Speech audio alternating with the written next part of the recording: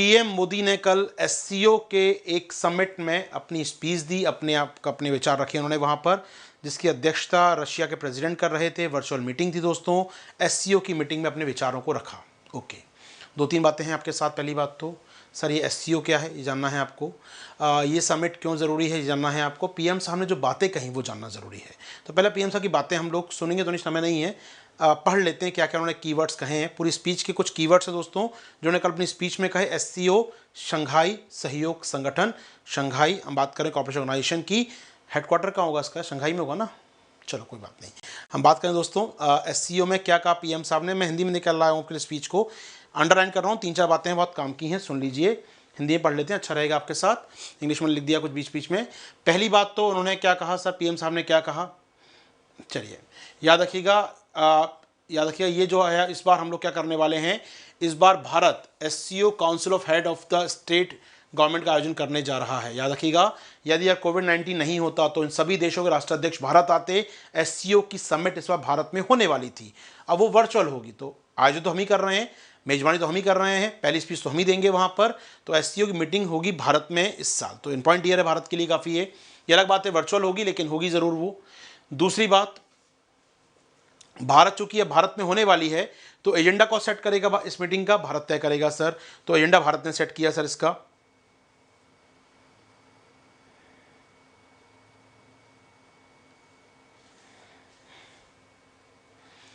क्या एजेंडा है, अपने एजेंडा में सुन लीजिए दोस्तों। भारत ने क्या कहा, हमारा मुख्य मुद्दा रहेगा आर्थिक सहयोग का, इकोनॉमिक कॉर्पोरेशन का मुद्दा रहेगा दोस्तों। तो भारत का पूरा फोकस है कि इस बार एससीओ की मीटिंग का core agenda based on economic corporation, आर्थिक सहयोग पर आधारित हो।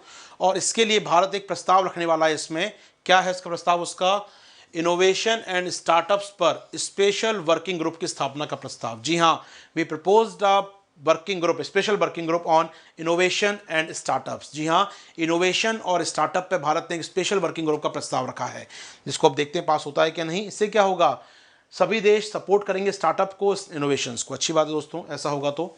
इसके अलावा दोस्तों जो हमारी ट्रेडिशनल मेडिसिन सिस्टम है, भारत का आयुर्वेद है, आयुष है भारत का, ऐसी रशिया में चलता है, चाइना के अपनी ट्रेडिशनल सिस्टम है, ब्राज़ील के, माफ़ कीजिएगा, सेंट्रल एशिया के अपने होंगे यहाँ पर।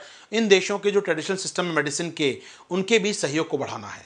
तो economic development, economic corporation, otherwise traditional medicinal system पर सहयोग होगा। एक दूसरे के दवाइयों के बारे में, परंपरागत चिकित्सा पद्धति के बारे में जानने का प्रयास करेंगे।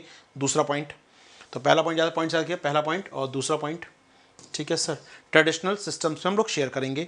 अगला क्या होगा सर, अगला क्या होगा, connectivity with central Asia. PM साहब ने फोकस किया कनेक्टिविटी विथ सेंट्रल एशिया। उन्होंने कहा कि हम लोग बना रहे हैं INSTC, ये बन रहा है सर, INSTC बन रहा है। चाबहार पोर्ट बन रहा है ईरान में, जिससे हम सेंट्रल एशिया पहुंच पाएंगे। वी हैव अशकाबाद एग्रीमेंट, अशकाबाद एग्रीमेंट हमारे पास है, जिससे हम जोड़ पाएंगे सेंट्रल एशिया को अपने साथ। तो सेंट्रल एशिया से जोड़ना चाहता है भारत। अशकाबाद एग्रीमेंट, चाबहार पोर्ट और INSTC, अंतर्राष्ट्रीय उत्तर दक्षिण परिवहन गलियारा बन रहा है, जिससे हम लोग जुड़ेंगे इन देशों के साथ। ये तीसरा पॉइंट हो गया सर, कनेक्टिविटी की बात की पीएम साहब ने, ठीक है सर। लेकिन कनेक्टिविटी करते समय पीएम साहब ने यहाँ कोट कर दिया चीन पाकिस्तान का नाम लिए बगैर, क्योंकि समिट में वर्चुअल स्क्रीन पर उनके सामने रूस के राष्ट्रपति भी थे, शी जिनपिंग भी थे, इमरान खान भी थे, तो तीनों बैठे हुए थे वहाँ पर। और ऐसे में वो कह रहे हैं पीएम साहब, हमारे बड़ी इंटरेस्टिंग बात उन्होंने कही यहाँ पर दोस्तों, सुन लीजिए। उन्होंने क्या कहा, कनेक्टिविटी को और इंटेंस करेंगे हम लोग, अच्छी बात है, लेकिन यह आवश्यक है कि हम एक दूसरे की संप्रभुता, सोवरेनिटी और टेरिटोरियल इंटीग्रिटी, क्षेत्रीय अखंडता का हम ध्यान रखें, सम्मान करें। यानी चीन जो गुजार रहा है ना हमारे पीओके से होकर, भैया चीन सुन लो, तुमसे कह रहा हूं मैं, लद्दाख में पीओके में तुम जो कर रहे हो कनेक्टिविटी के नाम पर, सम्मान करना सीखो दूसरे देश का।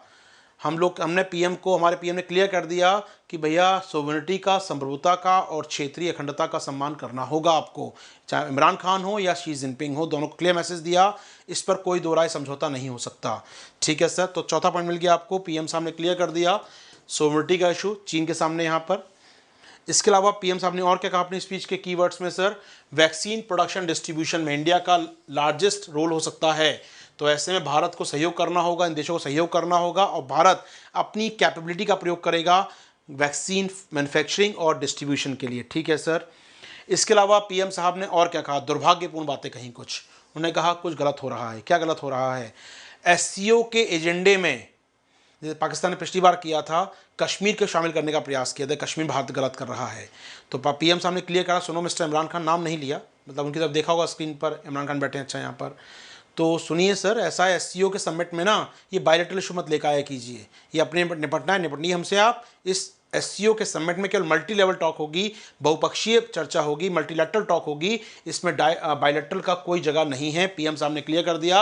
ये दुर्भाग्यपूर्ण है कि एससीओ के एजेंडा में बार बार बायलैटरल इशू को शामिल किया जाता है जो एससीओ चार्टर के और शंघाई स्पिरिट के उल्लंघन करते हैं। एससीओ चार्टर क्या कहता है?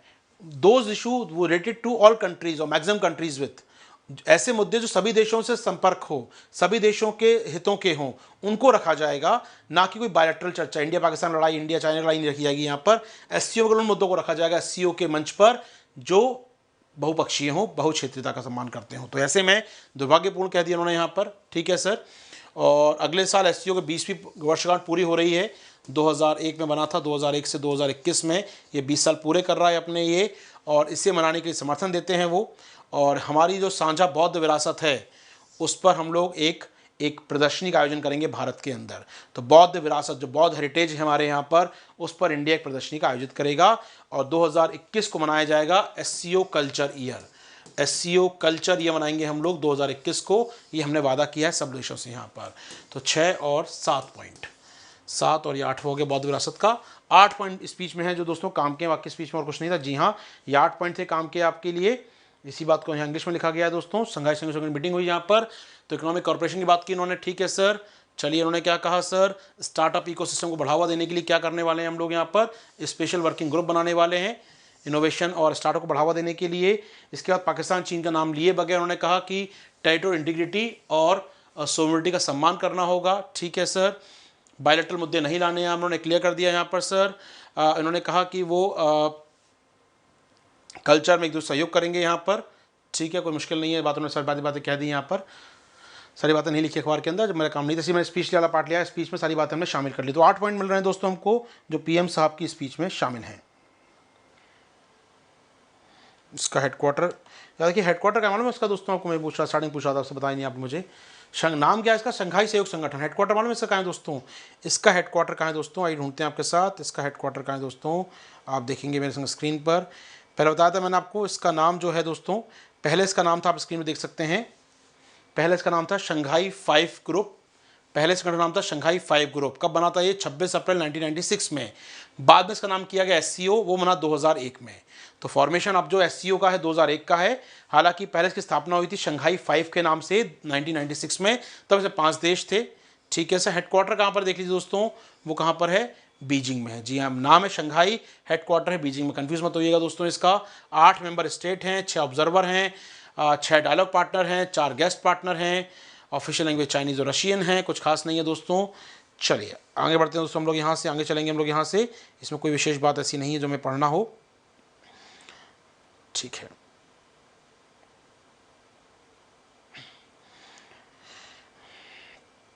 अच्छा, जो 8 मेंबर हैं, 4 ऑब्जर्वर कौन कौन से हैं सर? 4 ऑब्जर्वर की स्क्रीन में देख सकते हैं हम लोग यहाँ, मंगोलिया है, ईरान है, अफगानिस्तान है, और कौन है सर? बेलारूस है। जी हाँ, तो 4 इसके ऑब्जर्वर जो हैं सर यहाँ पर, पर्यवेक्षक जो हैं 4, मंगोलिया है, ईरान है, अफगानिस्तान है और बेलारूस, आप दिख रहा होगा यूरोप के अंदर बेलारूस। तो 4 इसके ऑब्जर्वर भी हैं सर, ठीक है, यहाँ तक तो मुश्किल नहीं है सर। यानी कि मंगोलिया जो है ना, बहुत ही दुनिया में बहुत कम देशों, बहुत ही कम ऑर्गेनाइजेशंस का वो पार्ट है, और इसका पार्ट है मंगोलिया। तो एक अच्छी बात है यहाँ पर, मंगोलिया दुनिया में बहुत ही कम संगठनों का मेंबर है, उसमें से एक ये है। प्लस कोर्स, अनअकैडमी का प्लस कोर्स, आप जानते हैं अनअकैडमी प्लस कोर्स चल रहे हैं, जहाँ आप जुड़ सकते हैं हम लोगों के साथ। प्लस कोर्स की खास बातें बता दूँ दोस्तों मैं आपको, आप चाहें तो सुन लीजिए फटाफट। प्लस कोर्स की खास बातें क्या हैं सर?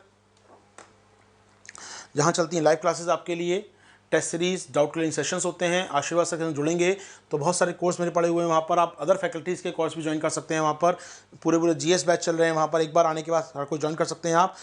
तो यहाँ पर फ़ायदा क्या है सर आपके लिए, करना कैसे है? अनअकैडमी सब्सक्राइब करने के लिए आपको प्लस को सब्सक्राइब करना है हमारा जीएस के, और जीएस की कोर्स की फ़ीस 1 ईयर कितनी है सर?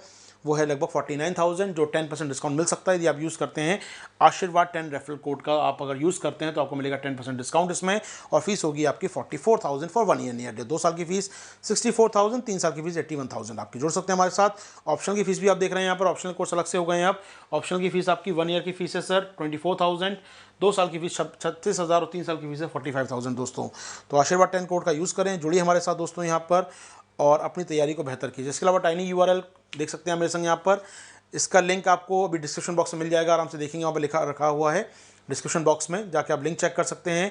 सारी जो मैं क्लास लेता हूँ उसके वीडियोस के लिंक आपको यहाँ मिल जाएंगे दोस्तों, तो जाके एक्सेस कीजिए।